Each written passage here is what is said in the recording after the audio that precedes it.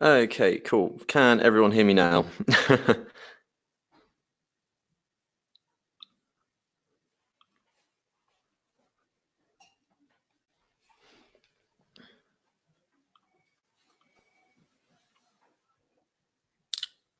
Yep, everyone can hear me then. Perfect.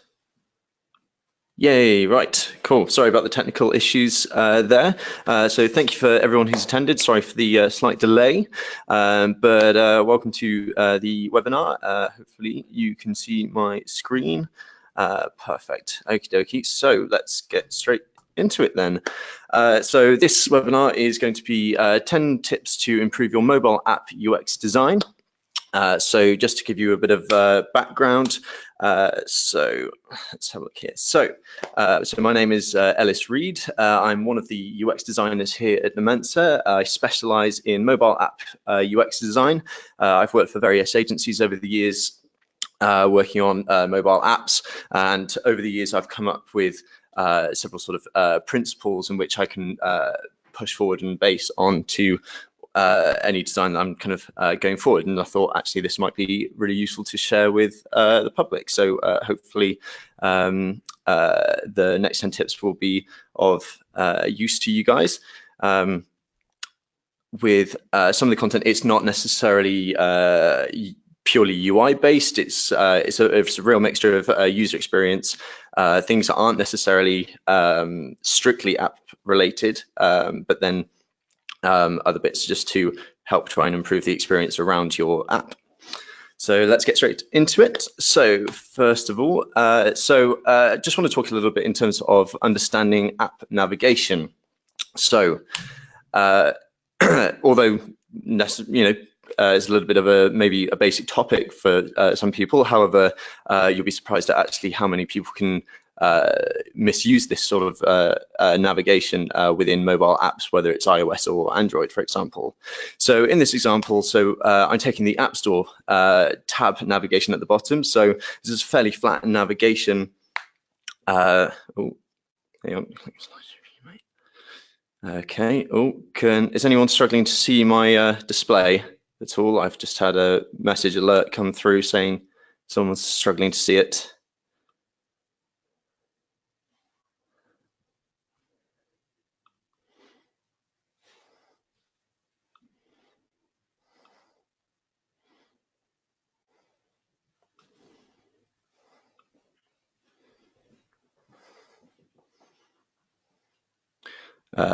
The view is in presenter mode rather than the slide. Show from the front how it looks. Okay. Tech, hey.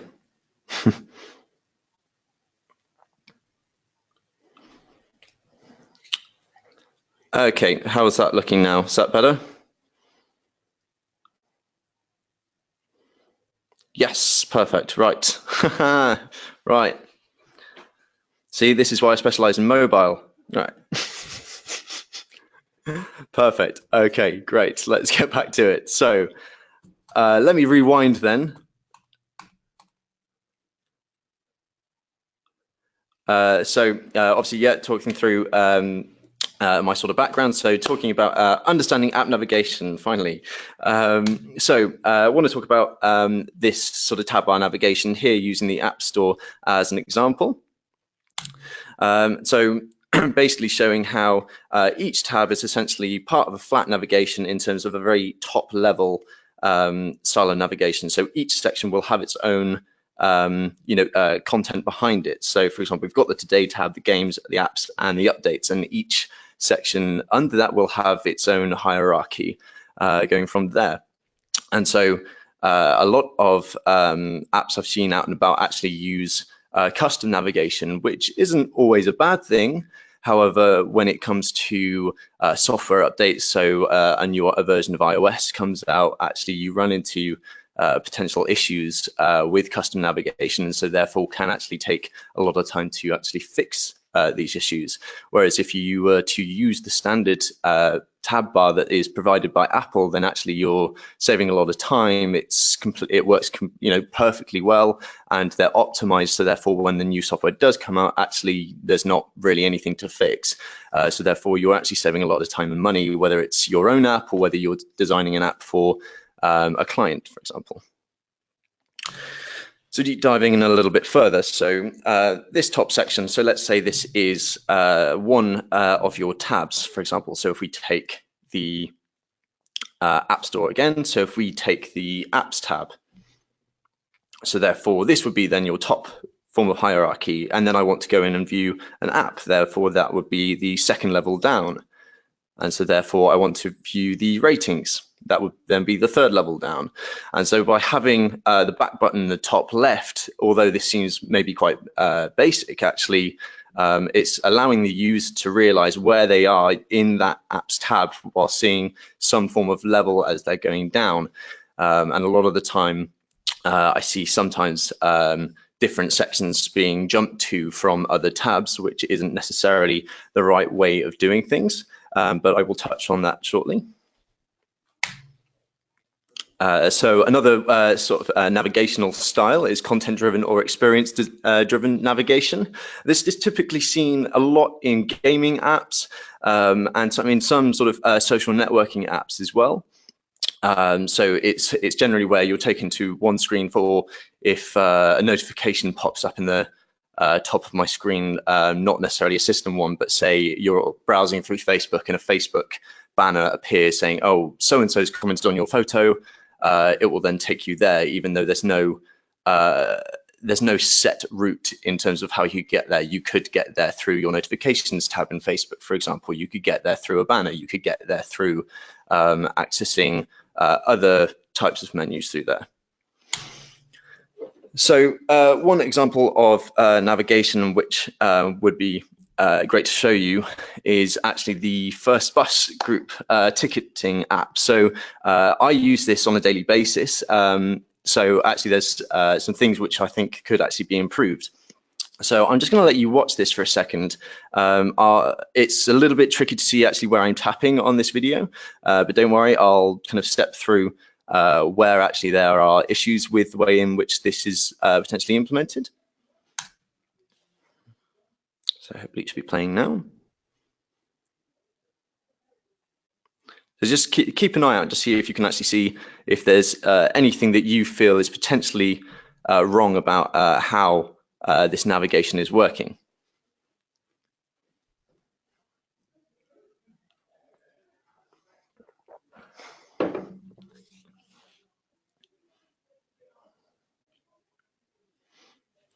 So if any of you are like me, I was a little bit confused actually just watching that video, even though I had actually made it. So just to kind of analyze this a little bit more, so if we take the standard sort of flat navigational style, so we've got three tabs that are obvious at the bottom here. However, this is the sort of first screen that I'll actually see where I don't actually know what screen I'm actually on because no tab at the bottom is actually highlighted. So I'm going to assume I'm actually on the home screen. So I'm going to say, let's select the ticket wallet. So now I've gone here. I'm not actually sure because I've tapped the ticket wallet, but yet the tab isn't actually highlighting. And I also have a back button. So, you know, am I actually in the ticket wallet or am I on the home screen because I actually have a back button? So I'm not sure if I'm a level down or if I'm actually in a completely different section. So let's tap expired for the sake of this. So if I tap expired, then actually I'm even more lost because then the back button's changed. So am I even a further level down or am I still in the same section? Will the back button actually take me to the home screen? I'm not too sure. I'm still having no indication from the tab bar as to actually where I am within the journey. The only relevance in which I actually have is the fact that ticket wallet is actually written at the top of the screen. However, with the back button, you're actually jumping between tabs, which isn't best practice. And so also with this section, so I'm going to tap the account tab, which isn't actually taking me to a screen. What that's doing is actually presenting me with a couple of other options, which it's it's essentially not meant to do. I'm expecting to go to a screen where I might potentially see these options, but I've tapped the account tab hoping to actually see my account. So in this case, why am I tapping that button to then have another button to allow me to actually access my account? So this brings me on to modal views, for example. So modal views are typically something where you're not going down a level, you're actually presenting a screen over the top of the level that you're currently on. You'll typically see this when it comes to editing screens, for example, if you want to edit details. So in this example, the Reminders app.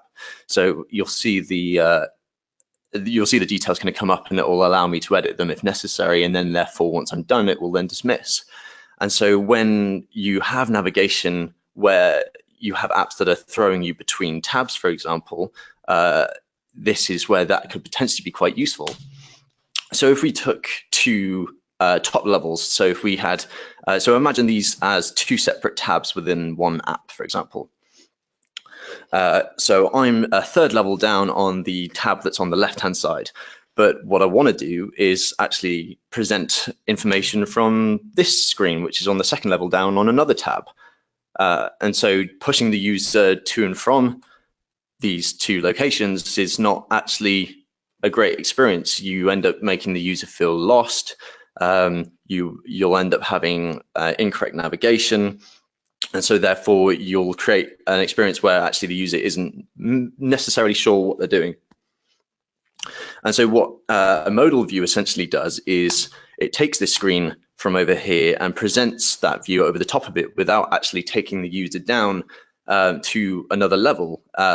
What that does, so it allows the user to interact with content that might be on a different screen without interrupting their user flow. And so therefore, once they're done with it, then they can transfer it back and then they can get back on their way. Okay, second tip is to know whether your app needs to be sticky or slippy. I don't know whether any of you know what this potentially references. So there's two different styles of UX which kind of get thrown around a little bit, which is sticky UX and slippy UX. So what is slippy UX? So slippy UX is the idea that users should be able to complete a task very quickly and spend as little time as possible within an app. Slippy UX is typically used in task-based apps. So this could be reminder apps, personal banking, weather, calendar, health and activity. So the example that's on the right is actually an app called Waterminder.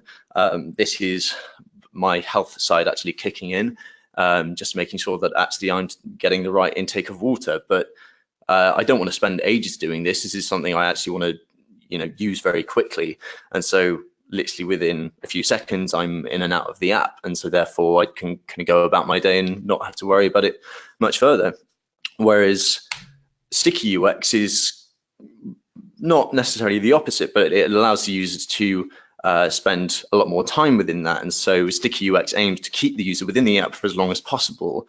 So this tends to be used with things like social networks, for example, the amount of time in which, you might be scrolling through Facebook, or if you like to read articles like I do in Apple News in the example on the right, I could spend quite a long time in there.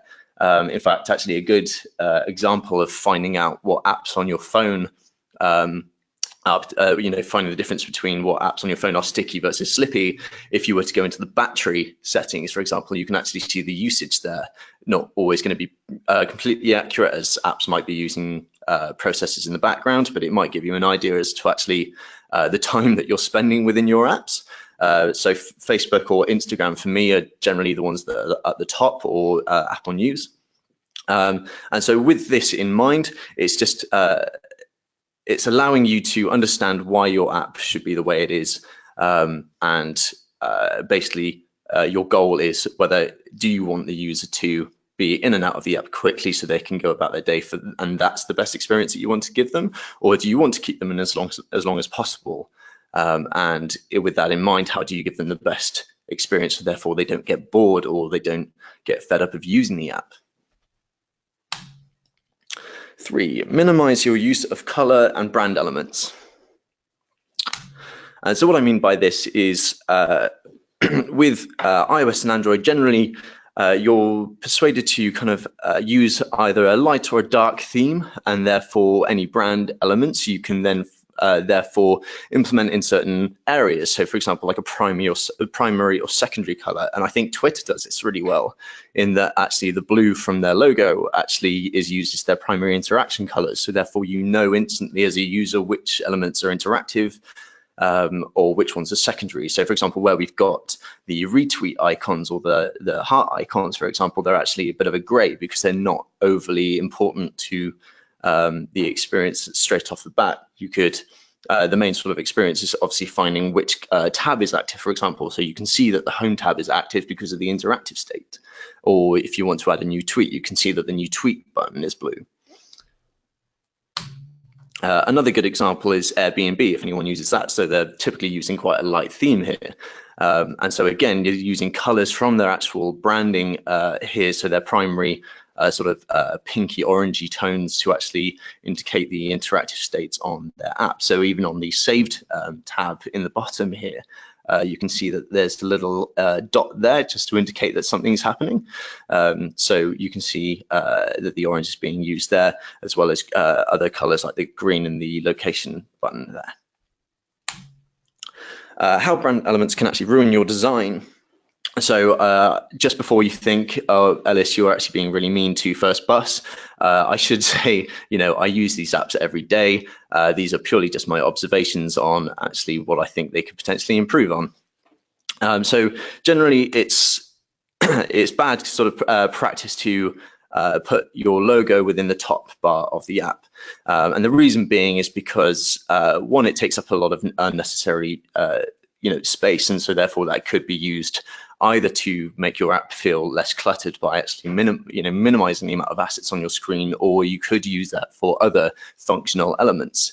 Also, the logo in the top of the screen generally feels a little bit webby, so therefore users might associate that with interaction in terms of going to a home screen, which I should probably say actually a home screen shouldn't really exist in an app. A home screen is something for web. A home screen to me doesn't necessarily make sense as certain content for an app. For example, in this app, so we have the plan tab, we have the tickets, the services, the info, and the settings. And so under each of those tabs are homes for their individual content. A home tab might indicate that actually multiple types of content could be under there, which could potentially be a little bit confusing at times. Another one is actually it kind of plays on the colors here. So actually they're using several different interactive colors here. So I've got a blue here, I've got an orange, and I've got a pink. And so although that's not necessarily a major issue, actually it creates some sense of confusion in that which is the primary tappable state. So where we've got the orange, actually, I believe that's obviously being used for some form of warning or update. So that could be used as part of a red, amber, green status alert, which is generally okay, but you don't really want to add too many colors within your palette. And obviously with the header versus the dark header versus the light tab bar, it's a bit of an unbalance in the design here. And another element in which I've kind of spotted, so between Android and iOS, the quick plan title on the Android is actually in the interactive state, whereas in the iOS app, it's in a gray state. So what does that mean? Does that mean that the quick plan on the Android is actually interactive and not so on the iOS one? I'm not too sure.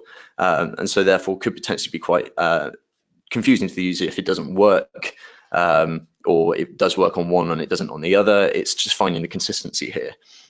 So generally try to keep your primary or secondary interactive colors quite consistent, and don't use too much color if unless absolutely necessary. Another example is Starbucks. Now, for those who know me, I'm a massive Starbucks fiend. I'm in there almost every morning, which is quite scary when you look at my bank balance at the end of the month. But just certain things that I've kind of noticed about the Starbucks app, for example. So one thing that really strikes me is the fact that I've got 4 to 5 potential different button styles and actually a very non-standard form of navigation, which I'm a bit like, okay, well, what does what? Did the button styles mean something different to the other button styles? Is it going to be performing different actions? I'm not too sure. It's a little bit too much. So the advice here is generally try and keep your button styles as consistent as possible, as well as your navigation. As you can see, the difference between the iOS app and the Android app is they're using two different styles of navigation. The one on iOS is actually a very custom one, whereas the one on Android is actually the Android standard with the side navigation bar. But I'll get a little bit more on. I'll get into a little bit more onto the differences between iOS standard navigation and Android navigation a bit further along. So this one might confuse a couple of people. It did when I was kind of thinking about it a little bit, but understanding synesthesia within apps. So what is synesthesia? So involuntary or subconscious experience. Definition: a sensation produced in one modality when a stimulus is applied to another modality, as when the hearing of a certain sound induces the visualization of a certain color. And so with this, I could smell a certain smell and think of a certain color, for example, or I could see a certain color and taste, I don't know, chicken pie. Just off the top of my head, I don't know why that came, but you know. And so the idea behind this is that users can subconsciously be persuaded to feel a certain way based on the colors, pictures, and sounds, and even vibrations that your app could make. For example, so which color would you necessarily associate with warning or negativity? As I was kind of presenting this to some of my team, one of them went green just to kind of throw me off. But the red is generally what is used to promote negativity within any form of UI, whether it's apps or even web. And so throwing a slight curveball here, but if anyone's ever experienced slightly kind of drifting on the motorway or the side of a road, you sometimes have these little grooves in the road to vibrate the car when you're obviously just about to come off the edge of the road, and it's there to obviously shake and warn users that they're about to come off. So again, another negative effect. And so with that, we can end up with certain UI elements which do this sort of thing. So with password fields, it shakes and the phone can vibrate and the field actually goes red. So it's mixing these two real world sort of experiences together to actually create this sort of multi-sense sort of experience here. Another sort of avenue is that obviously color association. So these sort of colors you could associate with chocolate, for example, or in this case, coffee. And so therefore the Starbucks app uses these very similar colors actually in their UI. And so subconsciously, I'm potentially looking at this and thinking, I really want a coffee. That's generally what I think anyway when I go into the Starbucks app every morning. Or you take these colors and they're very bright and vibrant. For me, they represent travel. And so when you actually look at travel apps, they're using, again, very similar brights with vibrant colors. So going back to what I was saying earlier about the differences between iOS and Android navigation. So this is redesign, don't port over.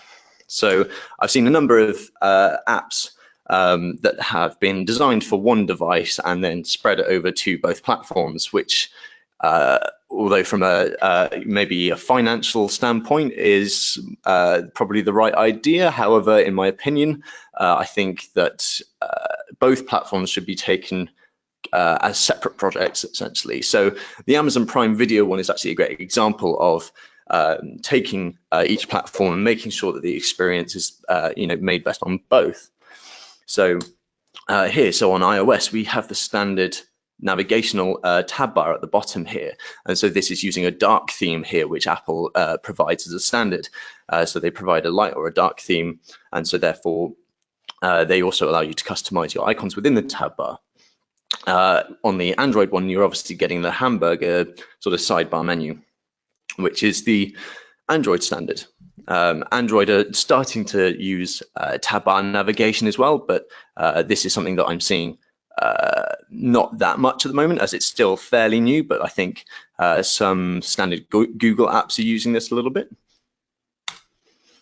And so these are the sort of apps I've kind of seen where they've basically designed for one platform or another, and they've tried to port over. So this is actually an Android app that's been ported over. So this is the app I actually use to park at my train station. And so you can see that the navigation, I've got a hamburger in the right-hand side, and I've actually got, the back arrow in the left-hand side. So, although the back arrow is actually fine for iOS navigation, the burger menu on the right-hand side isn't necessarily the right sort of thing there. Also, the font is completely different. It's not, it's not a pure iOS sort of style of navigation or feel of the app, I should say. Another example, I don't know if any of you have an Amazon Alexa in their homes. So I've got a little Echo Dot that I keep in my room, which I find quite useful. However, their app I can find a little bit tricky to actually navigate. The reason being is I've actually got two forms of navigation here. So I've actually got a tab bar here, as well as a sidebar hamburger menu. So I'm a little bit confused here as to, which one am I meant to use? Is one used for certain features? Is one used for another feature? I'm not too sure, but, generally you should stick to one style of navigation. With the amount of options that are actually in the Alexa app, I believe they probably should have stayed with just the side menu and take these tabs that are in the bottom, actually place them in there as well. So 6, think outside the app. So what I mean by this is, it's not necessarily inside the app that you necessarily have to be focused on when it comes to your app's experience. You could look at widgets, for example. So iOS and Android handle their widgets quite differently. So with Android, for example, on the right-hand side, you can see that you can apply widgets to the home screen. So I've got a Google Play Music one there, so I can interact with that when I've got music playing. I've also got the weather showing there, and I can interact with that, but that will always be on my home screen when I need it. Or on iOS, all you need to do on the home screen is you just swipe right, and that will take you to the left-hand side of your main screen, which will then bring a full scrolling list of all of your widgets. And these can be rearranged, for example, just to suit your sort of preferences. But with these, they can provide little bits of interaction where you don't have to go into the app to actually perform these actions. They're very quick interactions. So it plays on the slippy UX we had spoken earlier about, in that actually I could just go in there. So on the left-hand side, there's the third widget down called Things. I've got to do to call Protect Your Bubble. I actually need to update my insurance to update my phone on there. So I could literally just go to the widget, tap that to say I've done it, or I could add a new to do, and I don't actually have to enter the app, which is great. 3D touch or force touch, or on certain Android devices, they're using sort of long presses to present this sort of interaction. And what this does, this is a standard bit of functionality that Apple provide. And this is where you can set quick actions or shortcuts within the app. So therefore, you don't have to necessarily go into the app and have to navigate your way around to actually get to certain features. What this means is that I can literally press on that. Again, it's also showing me the widget here, so I could just tap, done on that, reminder. Or I could go in and just view what reminders I've got today, or I can see the new to-do list or something. Extensions. So I've seen a lot in apps that developers are still doing at the moment, is doing custom share modules. And this would include typically things like Facebook or Instagram, or whether I wanted to save an image, for example. And generally, these take a lot of time because they're all customized, whereas Apple and Android actually provide their own, what I would call a share sheet or an action sheet, for example. And so what this allows it to do is that you can basically say, depending on what the user has selected, for example, if I wanted to send an image in mail, for example, therefore I can set it so that it can send certain content that way. And so therefore it can be customized based on your app's needs or your client's needs, whatever it might be. smartwatches. So this is technology that's increasingly being adopted. For those who know me, I'm a complete Apple nerd. I absolutely love my Apple tech. I do love Android tech as well, but my whole ecosystem is Apple. So I actually have an Apple Watch, and so the actual use is, the use I get out of it is actually really great. For example, I've actually got my to-do list on my watch face. I've also got the little symbol in the middle at the bottom is actually my water reminder. And so the ring around the little droplet in the bottom actually fills as my water is going up and up. Obviously, I completed it that day. And so with this, I don't even have to access the app. It's a little bit like the widgets, for example, on my phone. And so with this, I don't even have to access the app. I can see what my to-dos are. I can see, how much water I've got left. I've got my activity in the bottom left. I can see how much movement I've got to actually do. These little what they call complications on the watch are extremely useful for very quick glances at information. So the Waterminder app, for example, as soon as I open that up, it gives me a really quick way for me to actually add certain amounts of water that I've actually drunk for the day, or the little brown icon in the bottom, which is just kind of peeking up. It's actually coffee, for example. I'm always drinking coffee or water. So therefore, it gives me very quick access to certain features. So therefore, I don't even have to go into the app on my phone. I could just do it straight on my watch, exit, and I don't have to worry about it. With this in mind, it's basically just saying that you can create really slippy bits of UX within your app, whether it's in the watch or with your phone, but the watch generally creates a very quick interaction for your app. Now, 7, I think, really far outside the app. And so this is a bit of a, bit of an odd topic at the moment. It's caused some discussion in the office at the moment as to whether actually this is a useful bit of tech or not, but voice assistants. So going off the Amazon Alexa sort of thing I mentioned earlier, voice assistants, it's still, although has been released for a couple of years or so now, actually companies are trying to figure out what the best sort of use for these are to actually interact with their app and their service, for example.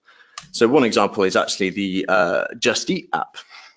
So you can actually reorder your favorite or your last meal, for example, through Alexa. So if you've got home, you've had a hard day, the last thing you want to do is start having to scrape through the menu for the local takeaway. You can literally just say, Alexa, order my last order. Another example, if anyone really hates doing their vacuuming or has a Roomba, for example, you can actually use Alexa to control Roombas. So if you get home, you're tired, you forgot to do the vacuuming, or I don't know, for example, you've left the house and you've got Alexa on your smartphone, or you've got an Alexa in the office and you thought, oh no, I've completely forgotten to do the vacuuming. Alexa, send the Roomba around. Through these IT devices, actually, they're extremely useful going through from an app experience to outside the app experience. And again, creating a very sort of slippy UX. So therefore the users, is quick interactions and gaining very quick results with it. Another example, so BMW, initially when Alexa was released, BMW actually had a skill, so therefore users would be able to ask it to turn on the heating, for example. So say it's been pretty frosty outside the other morning, actually, but I had to spend about 10 minutes trying to defrost my car. If you're getting ready, you could ask Alexa to actually turn on the heating within the car to defrost it while you're actually getting ready before you actually make your commute to work. But now BMW is seeing the value in this and actually is integrating Alexa completely into the cars. So, if you're actually leave the house and you've forgotten to do the vacuuming, or, you're on the way home driving and you want to order your latest takeaway, then it's easy enough to do that straight from the car. 8, think about how AI and machine learning can help your users. So although kind of going on to quite a bit of a techie sort of subject, this is something I'm seeing increasingly more within apps. So the last Worldwide Developer Conference for Apple released its core machine learning framework. And so what this means is therefore apps have the capability of doing things like face tracking, text detection, or object tracking, image registration, for example. And so these can be used in very different ways. For example, Siri uses this quite a lot. So my Siri watch face, it could see that I actually had a lunch meeting at 12:15, so therefore then presented that information to me. It knows where I've actually got it, and so therefore from that I can either take action from my wrist or I could take it onto my watch. Some other examples is if anyone actually has Citymapper on their phone. One example I've actually seen is if I've actually copied an address. This really kind of it was a bit of a creepy experience to begin with, because I was a bit like, oh, hang on, how do they know that I've done this? Because normally in iOS you don't have that sort of cross app and OS sort of integration. And it said, we see that you've recently copied an address within Maps. Would you like to make your way here with Citymapper? And that's actually a really useful bit of functionality with that app. So therefore, if I were to go in and use that, therefore I don't actually have to go in and enter in that location manually or paste in the address and then go from there. It already knows, and so therefore I can make the interaction based off of that. The map screen in the center, so even Apple Maps uses it a little bit based on providing sort of contextual relevance. So as you can see, it's 5 o'clock or just gone 5, which is when I normally go home. So right at the top of the suggestions, it's going to take me 41 minutes to get home. It knows obviously where I live, so therefore it's telling me to take the best route home. And so therefore, if it was in the middle of the day, it wouldn't necessarily have to present this to me. Another example that I've seen is actually when people have specific car kit, Bluetooth car kits set up. Therefore, their phones know that they're in a car. So therefore, once someone parks up, the phone automatically knows where you've actually parked, so therefore you don't even need to think about it. Or if you connect to the Bluetooth car kit, your Maps automatically knows that and just says, yeah, it's going to take this long to actually get home. And so the example on the right, this is something I'm seeing increasingly more, and this is actually really great for those with sight problems in that, if you're looking to find out what a certain object is, and maybe someone's lost their keys and they're trying to find it, but obviously with their sight, they might struggle to potentially find them. Not sure what objects are in front of them, for example. And so therefore, by pointing my camera actually at my coffee mug on my desk, it's already said coffee mug confidence level 90%. And so with this, I can even have it relay the information back to me through my headphones, for example. So therefore, I don't actually have to worry about obviously trying to read anything on screen. It's just saying what's in front of me that way. And so I think even with technology like the Google Glass, I think it was even trying to do things like that to try and help people with potential accessibility problems. 9, know how to use push notifications. Know when to push. So this is this sort of graph.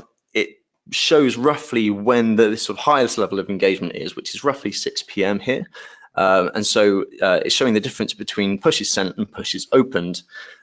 So this is generally showing obviously what sort of engagement users are having with their apps throughout the day.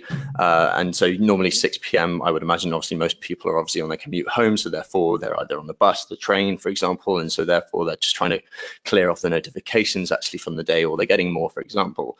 And so although 6 p.m. might be considered the best time to send a push notification, it might not necessarily be the right way of doing it for your app. For example, retail apps telling the user a product is back in stock. That could happen at any point during the day. So therefore, I think the user will probably want to know when it's actually back in stock, whether it's 8 in the morning or whether it's 6 in the evening, when obviously engagement is at its highest. So with your notifications, it's important to know, obviously, is the content of value to the user? So is your app offering a discount? Is there new content available? Is there a new news article that the user might want to read? Will the notification trigger a positive response? So for the examples I've got on the right is actually the Apple News app, which actually allows the user to go in and customize which sort of news or media outlets actually they want to hear from. And so therefore, the user knows they're getting the value from those from that app because they know that they've got custom notifications, and so therefore they know they can switch them off at any time, but generally don't want to because they have that freedom of choosing what they want to receive.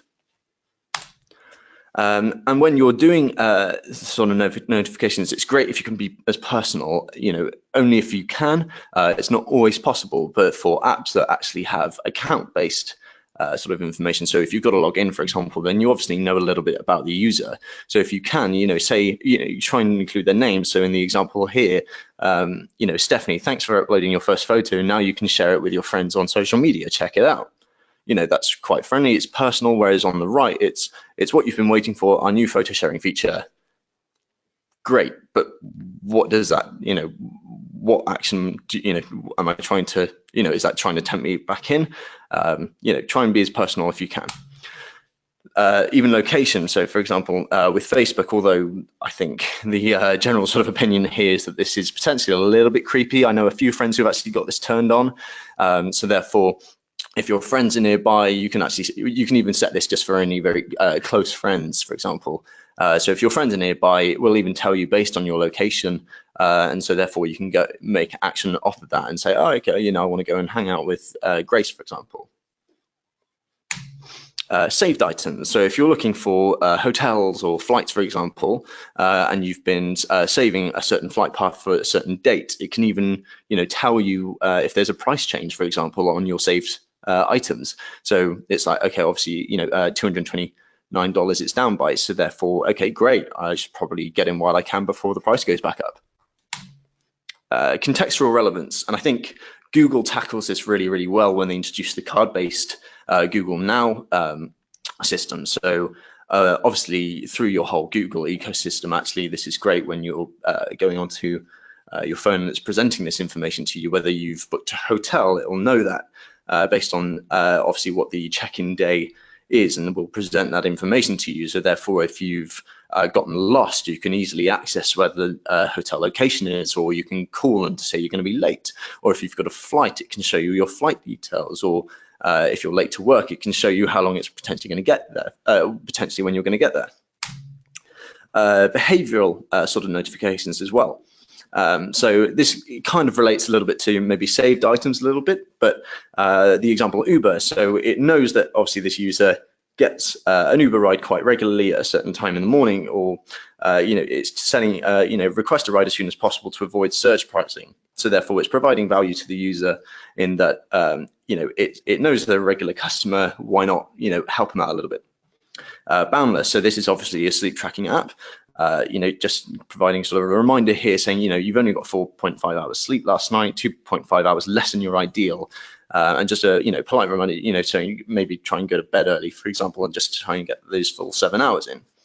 Netflix does this really well. Obviously, it's got your account information, so therefore it knows exactly what you're watching. So, for example, if you're a fan of The Orange is the New Black, then it knows you've watched the first season. It will then tell you that season 2 is available, or it will make suggestions based off of my previous, films or TV shows that I've watched and suggest new ones that I might not have considered. Is the notification easy to understand? So I have a couple of apps in which I've now switched the notifications off for, where actually the notifications didn't actually make any sense to me, or it didn't provide any value. I didn't know what they wanted me to do. So don't use cryptic messaging in your notification to entice users to open your app. This may tempt the user to begin with, but users will quickly decide to ignore and even turn off notifications for your app. You need to make it as clear as possible for them. So this example here, so clear your schedule, movies are coming tomorrow. Okay, great. This is a vouchering app, so I assume there's vouchers for some films coming tomorrow. Okay, which films? I don't want to have to necessarily open the notification and then have to go and traipse around trying to find out what movies are actually providing vouchers for, or is it for any of them? I'm not too sure. I don't really want to have to interact or actually spend too much time actually, using that. And the example on the right, actually, this is a game I played for about 3 days over Christmas. And actually then they started sending me these really crazy Cody type notifications, and I was like, oh, okay, I have no idea what you actually want me to collect within the game, so I'm going to turn these off. Great example here is that with the news one, for example, it shows who the notification is by, and it provides a tiny bit of information in terms of the first few lines of the actual article. If I don't have time, for example, or I just want to view a little bit more, then I can force touch on that, and what that will do is actually present me any more relevant information, whether that's imagery or there's even more text that I can potentially read before I decide I want to read it. Or if I don't have time to read it, then I could potentially save that for later with some of the force touch options. And respect the user's choice. Although this may seem like a bit of an obvious one, I have seen a couple of apps do this. So the example I've actually got on the right, it's got some warning sign emojis, which actually I feel a little bit pressured to actually open. I'd love free coffee, but I don't want to have to feel pressure to actually have to go into the app and get it and have to sign up, for example. So don't use messaging that potentially forces or presses the user to have to open the app unless it's absolutely critical. Don't make the user feel bad for ignoring your notification, and make sure that if the notification isn't important, respect the user's decision if they don't want to open your notification. And with notifications, it's easy to see obviously the engagement and think, oh great, users are actually engaging with our notifications. It's not about whether users are either ignoring your notifications or whether they are actually engaging with them. It's not, it's not about whether the users ignore or open them. It's what matters is actually what happens past that. Is the notification serving its purpose? Is the user getting what they need from the notification? It can be difficult to track, but ultimately, if the user decides to open the notification and then decides to disable them, then you've kind of defeated the whole object of what you're trying to achieve with this. The last thing you want to do is actually have the user turn off notifications, because then you've lost any form of engagement unless they reopen the app. But annoying notifications or notifications they don't get any value from, therefore you create an experience with your app or maybe your brand that isn't, it's not going to create a great experience in that way. And so therefore it will constantly be associated with the user that actually there are annoying or sort of aspects, or the company or app isn't providing value to me. And finally, so number 10, so provide value before asking the user for anything. And so I'm sure we've all seen certain things along the lines of sort of permissions priming. So when you open your phone, sometimes you get bombarded with we need to use your location, we need access to your camera, we need to send you notifications, can you allow all of this? Sometimes apps do this in the wrong way and actually scare a lot of users because they don't know what it's being used for. And so Google actually have a really great sort of recipe for figuring out how you need to go about asking the users to accept these sort of permissions. So going with this, they've got this little chart here, so I'll kind of explain each one as we go through. So if the permission is critical, but it's not very clear as to why the app potentially needs access to this, then educate the user upfront. What this means is, so for example, the example I've got here is an app that requires access to your contacts. So it says Rolo needs access to your contacts so that you can associate people with your events. So Rolo is some form of events app. I downloaded it ages ago because I thought actually this was a great way of presenting this sort of permissions primer. And so therefore it's giving the user clear, concise information as to why the app needs that. So therefore, when they tap enable contacts, they understand what the implications of that are. And so if the notification is critical, but it's actually clear as to what it's being used for example, maps, you've opened a maps app, you would kind of expect it to want to be able to use your location for wayfinding or, trying to find points of interest maybe nearby you. So it's obviously, it's quite clear to the user what this is being used for. So therefore, don't be afraid to just push the, standard permissions primer to the user. And so this is a little bit different between iOS and Android, as iOS is a little bit more restrictive and actually asks the user for a lot more, asks for a lot more permissions, whereas Google actually, there are certain aspects where it doesn't need the user's permission. The user can switch that off later if necessary. If the request is actually quite secondary, but it's not clear as to what it's for example, notifications, sometimes I'm not sure what apps will actually want to send me notifications about. So therefore, it's actually great if you can show the user or explain or provide value to the user that will make them want to turn on their notifications. And so finally, if the request is clear, but actually it's quite secondary, maybe it could be a part to your app which actually requires the camera. So I don't know. So one example I've got is actually an expenses tracker. So if you want to take a picture of your receipt, for example, you don't necessarily have to take a picture of the receipt because it's not a main part of your app. You could enter in the details manually if you wanted to, but if the user were to tap a camera icon and therefore then be presented with this app would like to access your photos or access your camera, it's obvious as to what it's being used for. So therefore, the user then can make that judgment. Instead of presenting this right at the beginning of the first use of the app, you save this until the user has actually tapped the camera the camera button. So app ratings. So this is something we've worked on quite a lot recently, in that with a recent iOS update, iOS now require a standard form of app ratings request. So before, you used to have quite a lot of, hey, what are you thinking about this app? Do you really like it? Do you not? If the user says yes or no, it's a bit like, oh, okay. So if the user were to tap yes, then it'd be like, okay, great, leave us some feedback on the App Store. Whereas if the user said no, then what apps were typically trying to do is actually take the user away from the App Store and said, oh, I'm really sorry to hear you're actually having a bad experience with your app. Would you mind sending us an email providing some feedback? And so with this, they were basically giving all the 5-star ratings to the App Store and actually averting any negative sort of aspect of sort of users' interaction and taking that into like an email or some form of forum, for example. However, now Apple have changed that, and actually it requires that all apps use this standard bit of functionality. And so when to actually present this can be a bit tricky, as you can only present this 3 times within a year. Just aware that actually we're coming up to last few minutes, but I'll try and be quick. So you can only ask for the last 3 times in a calendar year. So what you really want to do is actually find where there is a positive moment within your app, whether they've completed a task. That is generally the one to go for. If they've completed a task, then you can present the ratings request right after that.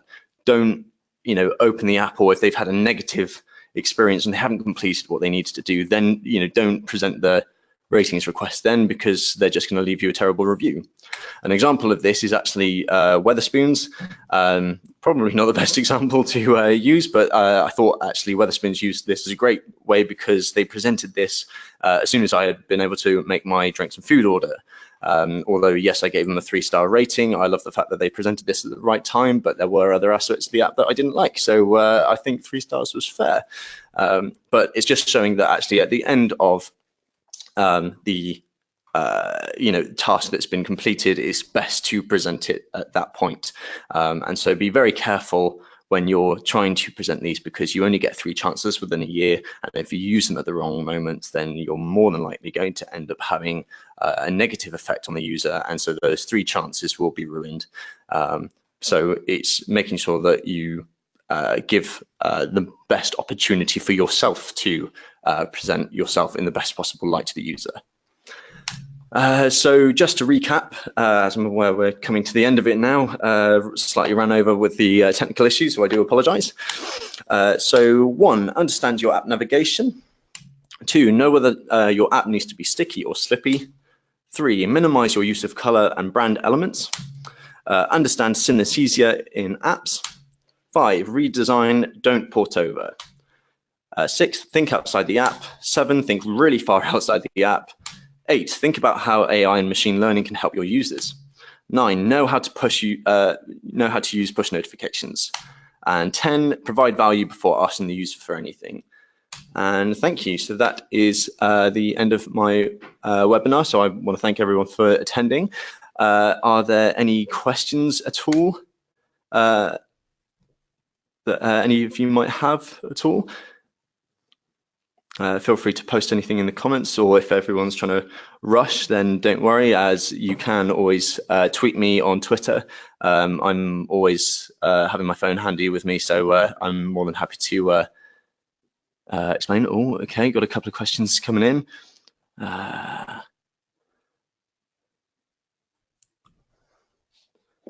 Okay, thanks, Brian. What have we got here? Okay. I've got a question about flat nav, but I haven't got anything further.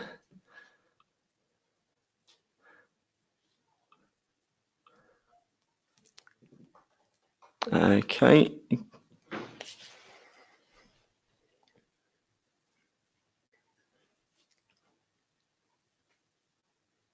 Okay, I'm getting a few followers on Twitter, so I assume everyone's trying to follow me on there, and you can ask me questions there. So no worries if obviously you can't answer ask your questions now, but please feel free just to tweet me or give me a follow. I'll give you a follow back if you've got an in-depth question. I'm more than happy to help out and try and answer any of your questions. But again, thanks for attending. It's been really great that you guys have been able to attend.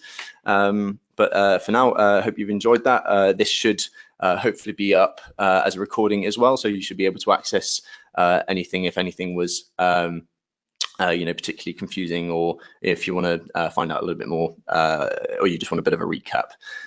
So yeah, that's great. Thanks, everyone.